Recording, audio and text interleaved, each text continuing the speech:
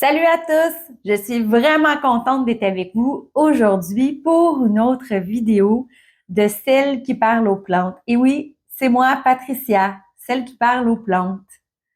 Aujourd'hui, je vous parle de rempotage et de bouturage. Je vous amène dans mon quotidien pour vous montrer comment je fais du bouturage, qu'est-ce que j'expérimente parce que c'est tout le temps différent. Parfois, j'expérimente puis ça donne pas toujours des résultats gagnants. Aujourd'hui, j'ai quelques plantes à bouturer et à rempoter. Donc, je vais vraiment parler en profondeur de ce que je fais quand je bouture et je rempote. Quels sont les terreaux, les substrats, les médiums que j'utilise. Et j'ai un petit cadeau pour toi. J'ai fait une petite vidéo en nature pour vous amener à expérimenter avec la nature, pour entrer en contact avec ces êtres qui nous enseignent les plantes, les arbres, la nature. Ce sera un petit bonus et je vous invite à commenter en dessous de la vidéo si vous vivez des expériences suite à cette vidéo ou que vous avez déjà vécu des expériences pour partager. Quand vous partagez pas seulement avec moi, mais avec tous les autres qui regardent cette vidéo. Donc, sans plus tarder, on commence la vidéo avec bouturage que je vais faire dans ma petite cabinette ici d'IKEA.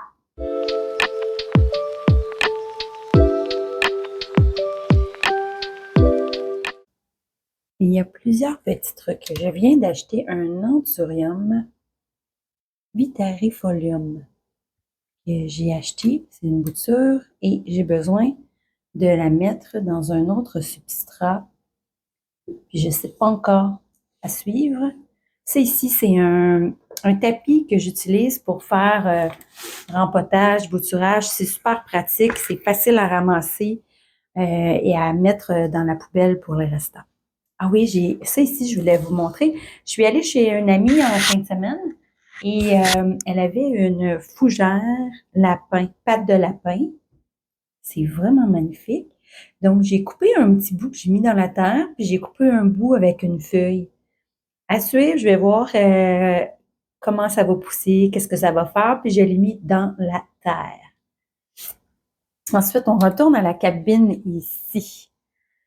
Ici, j'ai un Oya Polaninura. Je suis pas certaine, je vais mettre le nom en dessous. Et je veux la bouturer parce que j'aimerais vraiment ça avoir un pot qui est plein. Je l'ai mis en panne. Je peux vous dire qu'au début, ça a pris beaucoup de temps de s'adapter, mais là, ces feuilles, je sens la rigidité de ces feuilles. Elle est revenue vraiment, puis elle est solide dans le pôn. Puis, sur la feuille ici, je ne sais pas si vous voyez, si je m'approche, il y a des petites racines qui aimeraient ça pousser. Donc, je vais venir couper pour faire des racines. Je la sors d'ici et je l'amène sur la table de travail avec nous. Et voilà, on va bouturer celle-ci. J'ai aussi dans la cabine ici un Oya Compacta Enduro. Et je l'ai déjà bouturé. Quand je l'ai acheté, c'était deux petits moignons, deux petits bouts. Puis j'ai coupé le bout, comme vous pouvez voir, j'ai deux tiges qui sont beaucoup moins longues. J'avais coupé un bout, puis je l'avais bouturé. Celle-ci, elle est vraiment longue. Et c'est celle-ci aujourd'hui que je vais bouturer. Oui, il faut que je la coupe. Parce que mon but, c'est d'avoir 5 tiges dans mon pot. Puis, je veux vivre l'expérience. Donc, on enlève ça ici et on l'amène sur le plan de travail ici. Et voilà. Donc, on a quand même deux Oyas, un anthurium. Lui, je vais le déplacer pour nous laisser de l'espace. Je vais la mettre à côté de Lily. Bonjour Lily. J'ai ici une autre Oya que j'aime beaucoup. Puis là, ce bout-là, je ne vais pas le couper parce qu'elle est en pleine effervescence. Celle-là ici n'a pas l'air de se porter super bien. Donc, je vais abouturer voir qu'est-ce qui est possible. J'aimerais vraiment ça aussi avec cette plante, avoir un gros plan. Si vous voulez avoir des plants fournis, garnis, ben c'est idéal de bouturer puis de mettre dans le pot pour ajouter. Ensuite, une autre oeillère ici. Et je vais couper un bout pour bouturer. Tant qu'à bouturer, on va bouturer. Donc, je l'apporte aussi sur le plan de travail. Ça me fait quand même quelques plantes ici à bouturer. Donc, c'est parti. Je vais commencer avec celle-ci. Donc, c'est la première fois que je la bouture, mais ça doit être pareil comme les autres. Je vous amène ici pour vous montrer. Ici, sur la feuille, il y a des petits brins ici. C'est des racines qui peuvent pousser. C'est vraiment facile de bouturer les oyas. Donc, je vais venir couper au bout ici. Et voilà. Là, il y a une petite sève qui va sortir.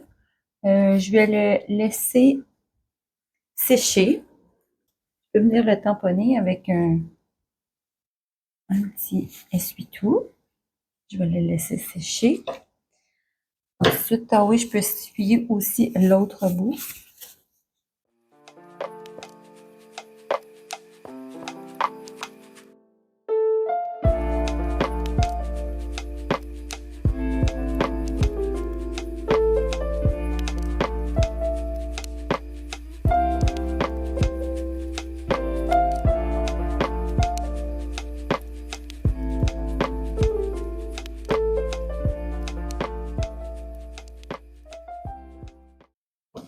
Fait que je vais couper ça en plusieurs parties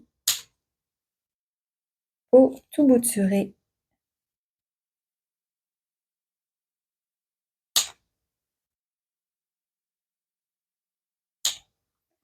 Et voilà.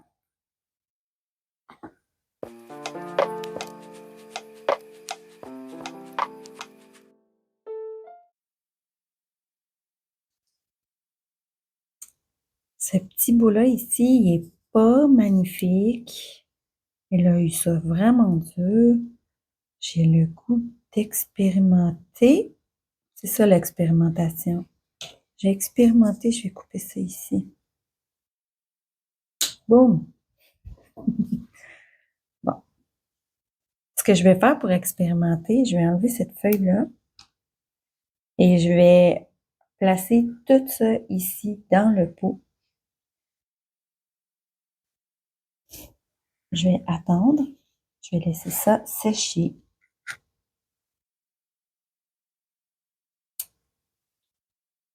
Et je vais venir laver mes mains.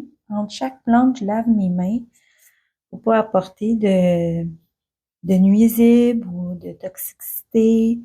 Je me lave mes mains entre chaque plante. Celle-ci, je vais la laisser sécher un petit peu pour pouvoir ensuite la mettre en ponne. Elle, je vais la mettre en ponne. Donc, je vais attendre un petit peu, je vais vous montrer. Là, je vais bouturer Oya compacta Induru. Ici, comme je l'ai dit, j'ai déjà coupé un bout, puis j'ai fait 2 bouts ici. J'aimerais savoir 5 bouts. Donc, j'ai besoin de venir couper 2 bouts. Elle vient de faire 2 feuilles et j'attendais que les feuilles deviennent matures pour pouvoir couper ici et bouturer. Ça me brise un peu le cœur parce qu'elle est vraiment belle. Mais si je veux avoir le résultat de 5 tiges, j'ai besoin de venir couper. Là, j'observe où est-ce que je pourrais couper pour avoir mes 2 bouts. 2 feuilles. Il y a sûrement des feuilles que je vais avoir besoin d'enlever. Mais on laisse toujours au moins 2 feuilles pour bouturer. Donc, cherche des racines. C'est un petit peu complexe. Ah, j'en ai ici. OK. Je vais trouver où est-ce que je coupe. Ah, puis là, je peux vous montrer où est-ce que je coupe. Je vois qu'il y a des petites racines ici. Je ne sais pas si je suis assez proche. J'ai des petites racines juste ici. Donc, je vais venir couper sous les racines.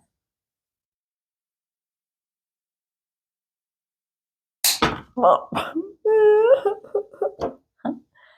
Ah, là aussi, il y a de l'eau qui coule.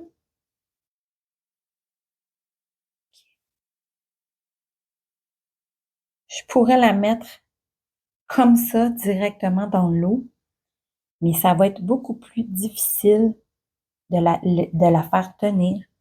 Donc, moi, je choisis de couper 2 feuilles. Ça va être beaucoup plus facile pour moi de la supporter dans l'eau.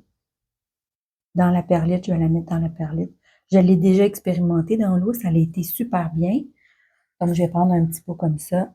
Je vais mettre ça ici, dedans. Puis là, vous voyez, si j'avais eu les autres feuilles, j'aurais pas pu, à moins que ça aurait été... ouais, ça va être plus facile. Puis j'ai plus de chances d'aller jusqu'ici pour venir chercher d'autres racines. Mon but, c'est vraiment de venir chercher un bon racinage. Fait que j'ai des racines ici, puis j'ai des petites racines juste ici, où est-ce que mon doigt. Ouais, juste ici.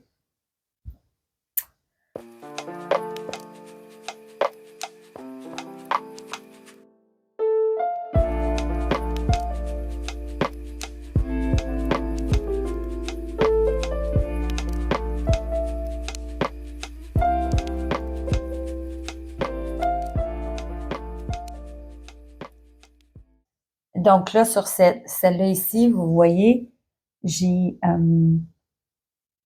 plusieurs petites racines.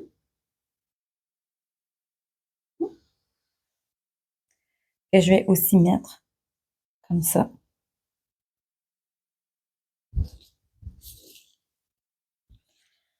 Ensuite, je vais venir mettre de la perlite.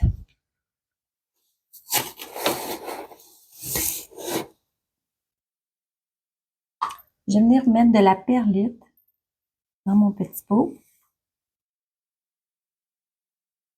Je vais la mettre assez haute parce que les tiges sont pas très longues. Et voilà. J'ai mis ma petite perlite. Et ensuite, je vais porter mes bouts.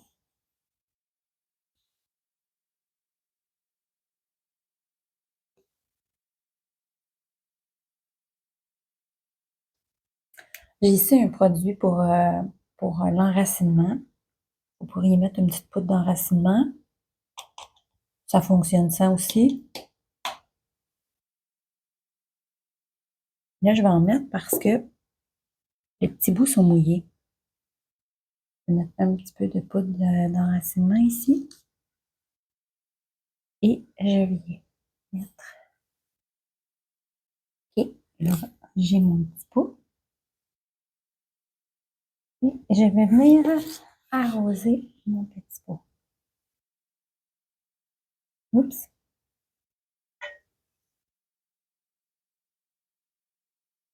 Moi, je mets de l'eau à rebord. Et voilà.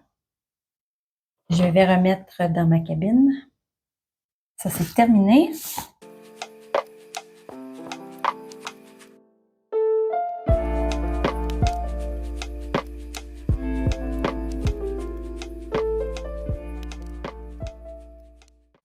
Je vais placer le Hoya en ponne. Le ponne, c'est un substrat de roche que j'utilise, que j'aime beaucoup, beaucoup, beaucoup. Ça, c'est des petits pots que j'achète chez Amazon pour mettre des petites plantes en ponne.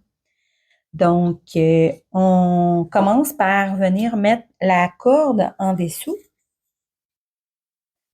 pour que l'eau puisse imbiber et venir toujours garder la plante avec une humidité. Ensuite, Je place un peu de pomme au fond. Ça, c'est du pomme. Je vais vous montrer la texture du pomme. Ceci est du pomme. Et voilà.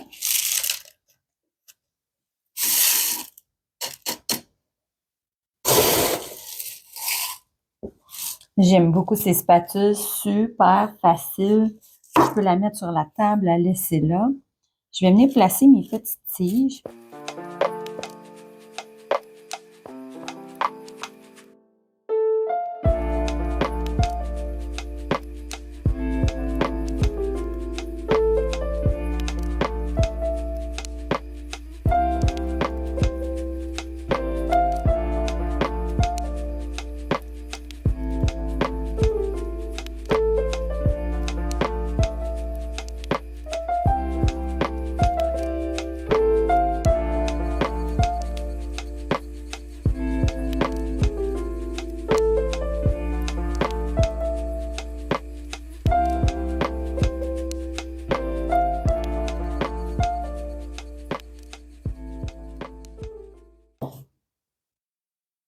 J'ai une idée. Ça ici, je vais l'enlever et je vais le placer dans le pot mère de tantôt. Ouais. Ça facilite la croissance avec le pomme parce qu'il y a déjà du fertilisant dedans et ça régule le pH.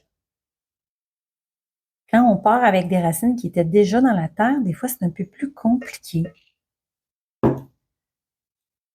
parce que c'était des racines de terre. Là, je mets de l'eau jusqu'à rebord. C'est prêt. OK, donc maintenant, je vais travailler avec l'anthurium. J'ai acheté ça sur Marketplace. Vraiment pas cher. J'étais vraiment heureuse. Puis elle l'a mis. C'est un autre anthurium. Puis je mettrai ça en dessous. Puis elle l'a mis en perlite. Puis moi, ben, je vais changer ça pour la mettre en pomme. Puis si j'ai choisi de la mettre en pomme, j'aurais pu aussi la mettre en terre. Mais j'ai envie de m'aventurer puis voir ce que ça va donner en pomme. Parce que les anthuriums aiment beaucoup ça, le pomme. C'est ce que je vois, en tout cas. Elle pousse rapidement. Elle s'adapte super bien. Regardez-moi ça, les belles racines. Elle a vraiment des belles racines. Elles sont magnifiques. Super beau système racinaire. Les racines sont fortes. J'enlève le plus possible de perlite. Je pourrais la passer sous l'eau. Donc, finalement, j'ai décidé de la mettre en terre. Un pot.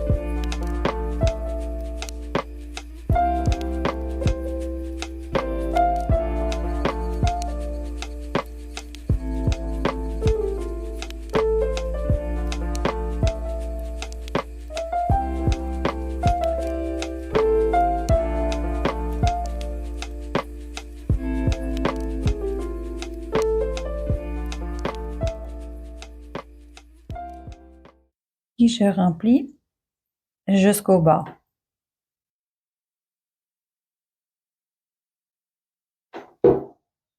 Et voilà.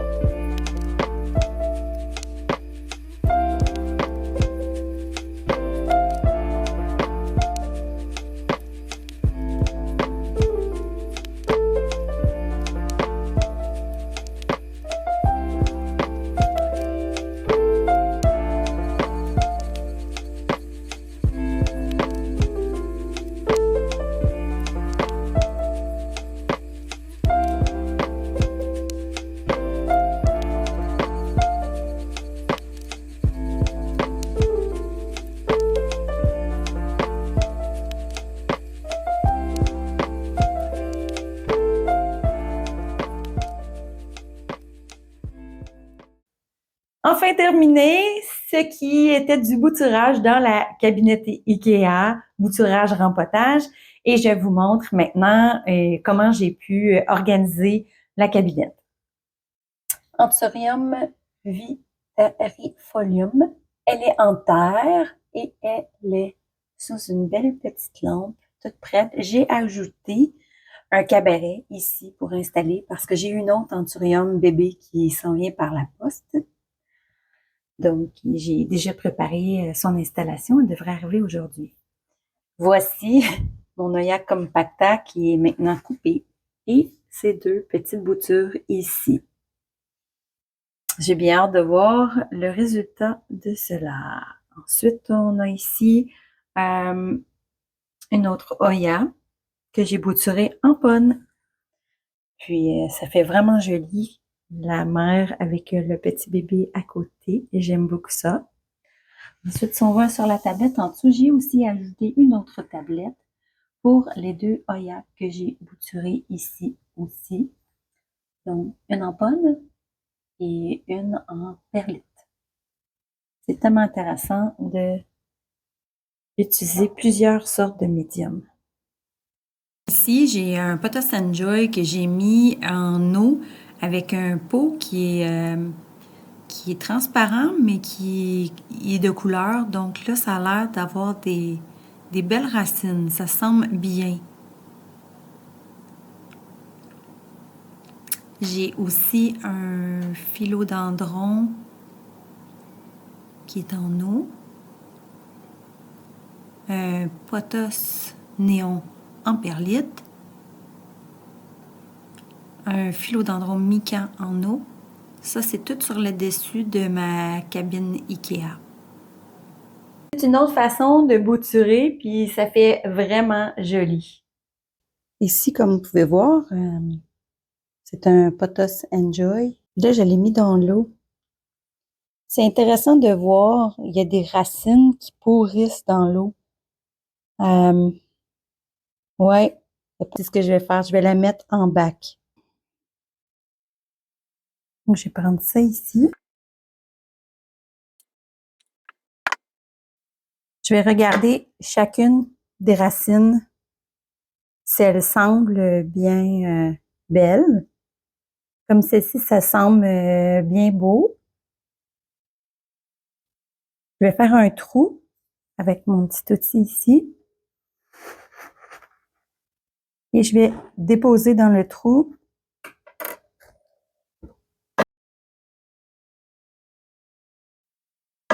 Je suis pas en train de dire c'est ça qu'il faut faire. Je suis en train d'expérimenter. Mon médium ici, c'est perlite avec vermiculite. J'expérimente. Les racines sont comme, regarde, ça c'est pas bon, cassé. On veut un système racinaire solide, fort. Ça ici. Je vais en mettre une coupe ensemble. Je vais pouvoir observer, voir si ça fait un meilleur système racinaire. Si c'est un meilleur médium pour ça. Parce que parfois dans l'eau, c'est ça, c'est pas toutes les plantes qui ont une grande capacité à pas pourrir dans l'eau. Quand on fait un pothos, un philodendron pothos, c'est ça, il y a la pourriture. Fait que j'enlève tout ce qui est pourri. Je me rappelle dans mes débuts, les gens ils parlaient de ah, ça c'en est une belle, là. Ça, vous voyez comme c'est mou comme ça, là, on voit là, ici, ça c'est une racine qui a pourri. C'est tout mou, ça s'enlève toute seule. Même que là, moi, ce que je vais faire, c'est que je vais aller couper jusqu'à où ce que je vois qu'il y a la pourriture, en espérant qu'elle reprenne, qu'elle refasse un système racinaire plus fort à suivre. Mais il y a une petite plante qui veut pousser ici, là. Fait que je suis confiante. J'ai bien fait de l'avoir tout de suite. Comme ça, quand ils sont dans l'eau comme ça, tu peux l'avoir tout de suite, donc je peux la récupérer facilement. J'en ai un autre bout. Ça, c'est au complet, là, c'est tout pourri. Cette feuille-là, à un moment donné, elle aurait été morte. Donc là, on sait pas, je sais pas si ça va survivre. On va voir avec l'expérience du bac perlite vermiculite. Ici, ça va bien. J'ai un petit bout noir, j'enlève. J'enlève. Arc!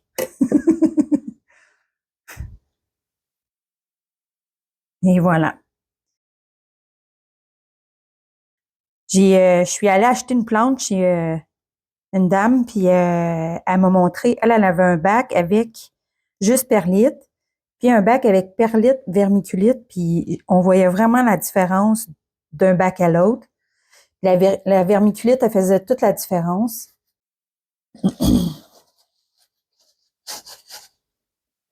C'est plus facile quand on fait les trous dans le substrat, dans la perlite, pour mettre les plantes.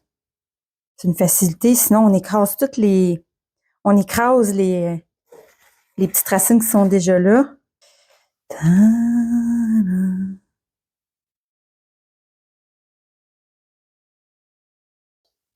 Si vous vous demandez ce petit objet-là, j'ai pris ça où? J'ai acheté ce petit objet-là que j'aime beaucoup. Je l'ai acheté dans un gros paquet d'outils Amazon avec plein d'autres outils. Ils sont tous ensemble. Puis, j'utilise pas mal des outils qui sont dans le lot, dont le tapis pour faire des travaux. Et voilà. Syngonia malbo, que j'ai mis en perlite vermiculite. Puis, je voulais vous montrer aussi que j'ai coupé des sticks, des bâtonnets. Je ne sais pas s'il appelle ça des bâtonnets, que j'ai mis ici. Je vais voir, je vais zoomer.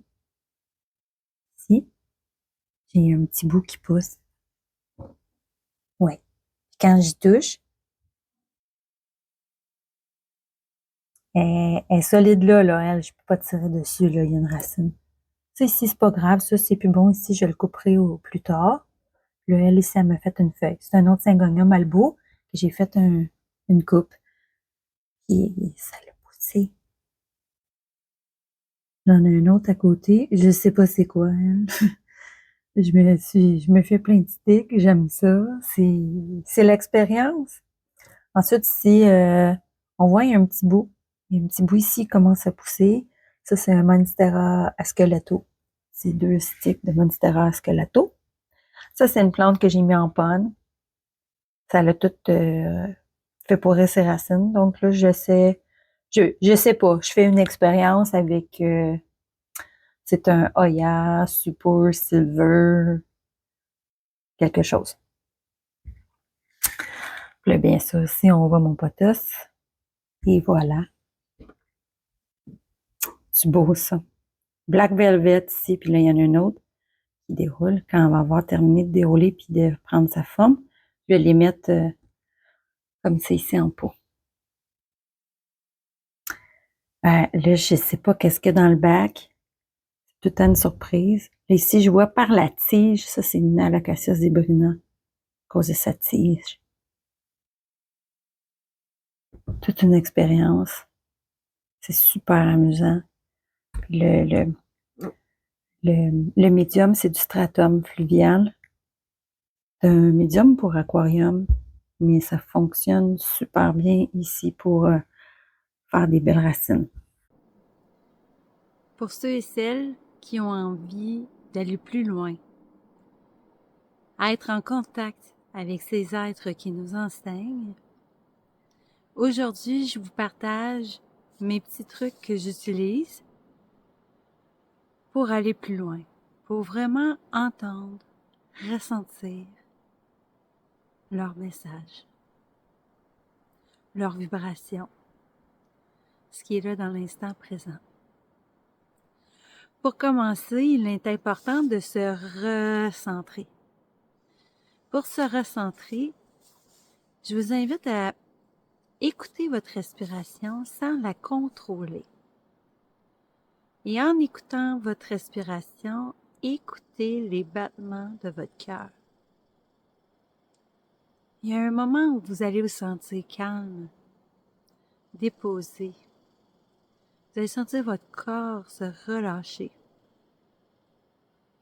L'écoute, il ne se fait pas à partir de la tête, du mental, il se fait à partir du cœur. Ça se peut que les premières fois que vous faites cette petite expérience, vous allez peut-être pas tout de suite entendre. Ça prend du temps, de l'apprentissage, de l'écoute à soi,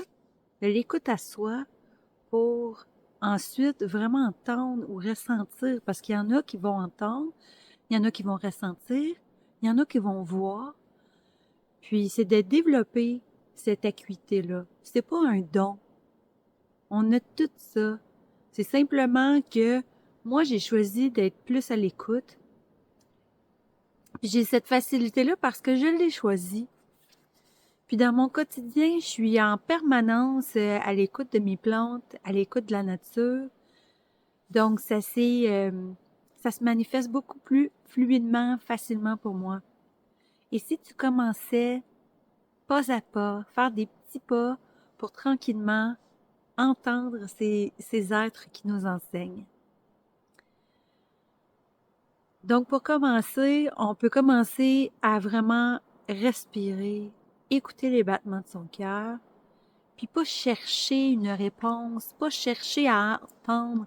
Quand on cherche à partir du mental. C'est vraiment de simplement laisser l'énergie circuler, laisser cette lumière, laisser ce passage, cette disponibilité à l'intérieur pour recevoir des messages. Puis si tu n'en reçois pas, continue de faire le travail. Il y a un moment donné, il y a quelque chose qui va ouvrir. Fais-toi confiance, puis aie confiance en ces êtres. J'ai un autre petit truc. Tu sais, la plupart des gens, ils vont aller se coller à l'arbre, les prendre dans leurs bras. Et c'est beaucoup relié au corps émotionnel. Ah, l'arbre, je l'aime, tout ça. Et si tu allais plus loin? Donc là, je vais vous faire une petite démo de ce que tu peux faire pour sentir son corps énergétique. On a des corps énergétiques, mais les arbres aussi ont des corps énergétiques. Les plantes, tout ce qui est vivant est énergie, est vibration. Donc, je vous montre ça. Voilà.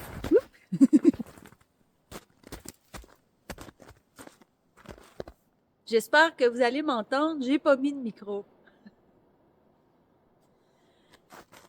Choisis cet arbre. Il est majestueux, il est grand, il est fort.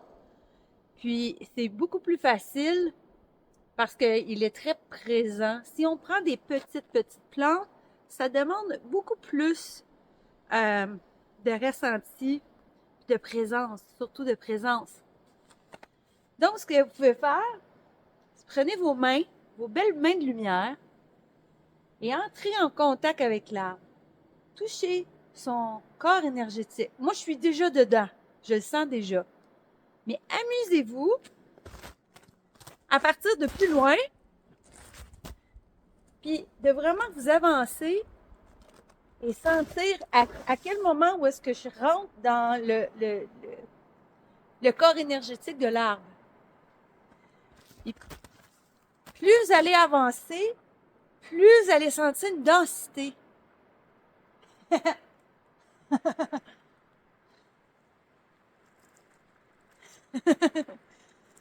C'est beau, c'est vivant, c'est... Oh, je suis touchée. Ah, merci. Si vous avez le goût de faire un câlin à l'arbre, vous pouvez lui demander, à l'arbre, est-ce que je peux m'approcher? On s'approprie tellement. C'est comme si la forêt nous appartenait. Elle nous appartient tellement pas. Les arbres, ils nous appartiennent pas. Puis, vous pouvez aussi vous asseoir au pied d'un arbre, lui demander avant si lui a envie que vous vous assoyez là. Puis, faites juste être déposé, calme. Écoutez avec votre cœur. Soyez disponible à recevoir l'information. Puis plus vous allez faire ce travail, plus vous allez recevoir avec aisance des messages, de l'amour. Parce que ces arbres, ils sont l'amour, comme vous êtes aussi l'amour. Je vais faire un petit partage. Il y a une journée où j'étais dans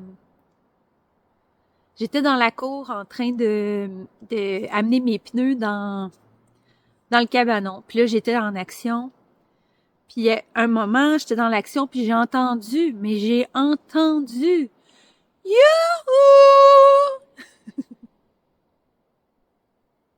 C'est les arbres qui me parlaient. C'était un rappel. Oublie pas, on est là. J'étais pas en présence, j'étais juste dans mon petit personnage qui était en action, là. J'avais oublié toute cette immensité qui m'entourait. Puis j'ai pris le temps, j'ai déposé le pneu que je roulais pour amener au cabanon. Je les ai remerciés de me rappeler qu'ils sont là, présents avec nous.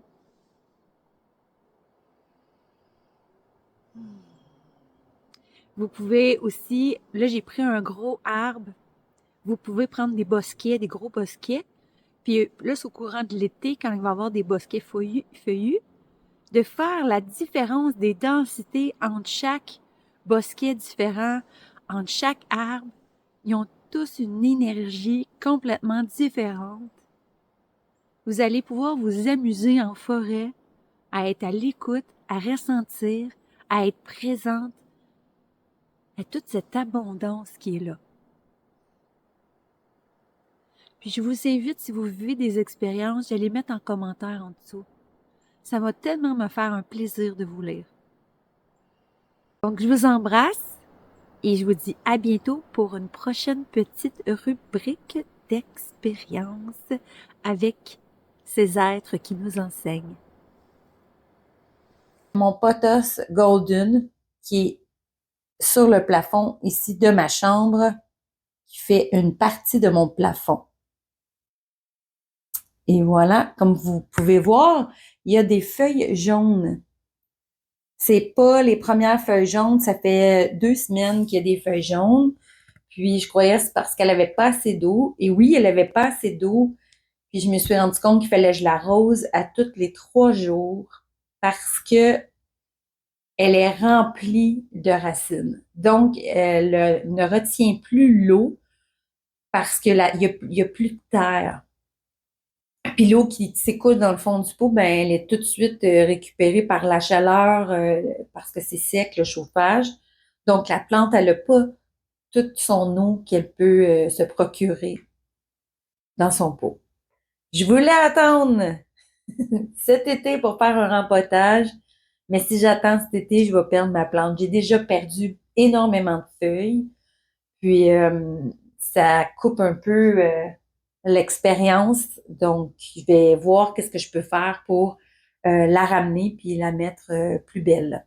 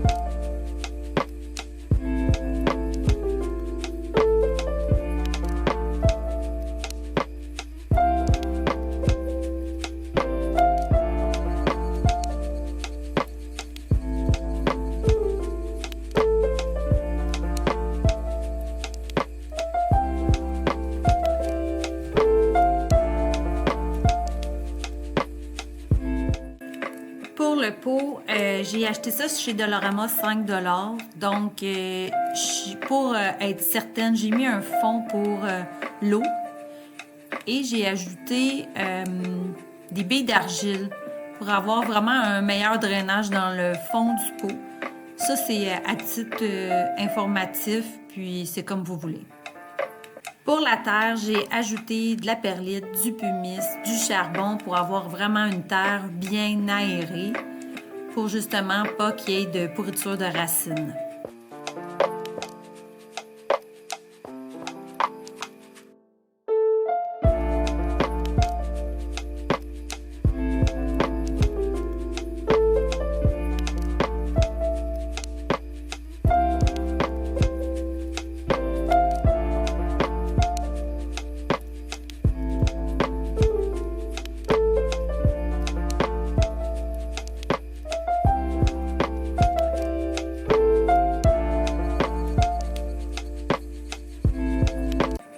Pour la tige qui était trop longue, qui a perdu des feuilles, je les mets dans la terre pour que les racines puissent pousser.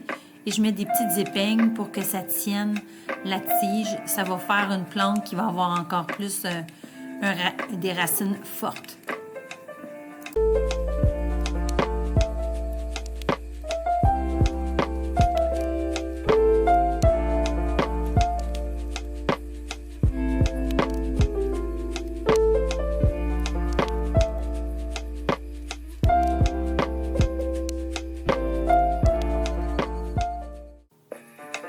Prenez-vous beaucoup de temps parce que pour remettre les lianes, ça m'a vraiment pris, je vous dirais, le projet m'a pris une demi-journée. Puis aussi, si vous voulez vous procurer les clips, je les ai achetés sur Amazon. Je vais mettre le lien en dessous de la vidéo.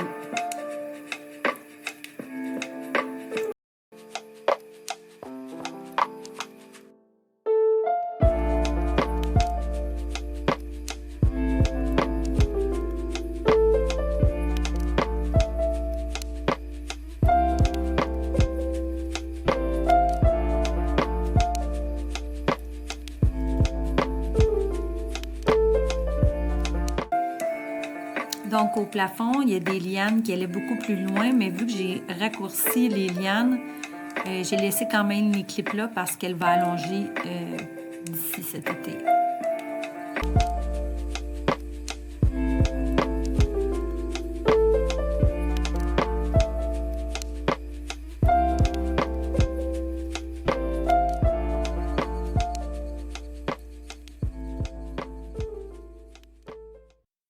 Et c'est tout pour aujourd'hui.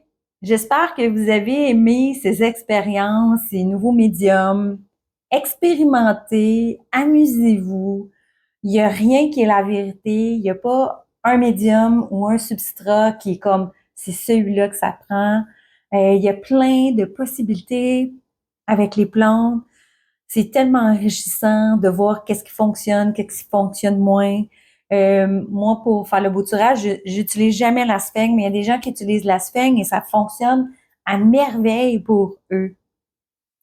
Donc, qu'est-ce qui fonctionne avec toi? Avec quoi tu es à l'aise? Puis des fois, c'est le fun de sortir de sa zone. En panne, au début, j'ai fait quelques erreurs, j'ai perdu des petites boutures, mais je continue de faire des expériences. C'est pas parce qu'on fait une erreur que ça fonctionne pas. Donc, je continue dans le processus. Puis, ce que j'ai mis dans la vidéo aujourd'hui, j'ai mis quelques Oya en panne. C'est une nouvelle expérience. Puis, ça va être intéressant de voir comment je vais jouer avec ça. Ici, on était toujours en train de jouer, s'amuser, apprendre. Et non être dans la performance. Ces êtres qui nous enseignent la patience, la persévérance, l'écoute, surtout l'écoute. Donc, j'espère que ça vous a plu et je vous dis à bientôt pour une prochaine vidéo. N'oubliez pas de me faire un petit pouce, un petit cœur ou vous abonner. Je vous embrasse et je vous dis merci. Bisous, bisous. À bientôt.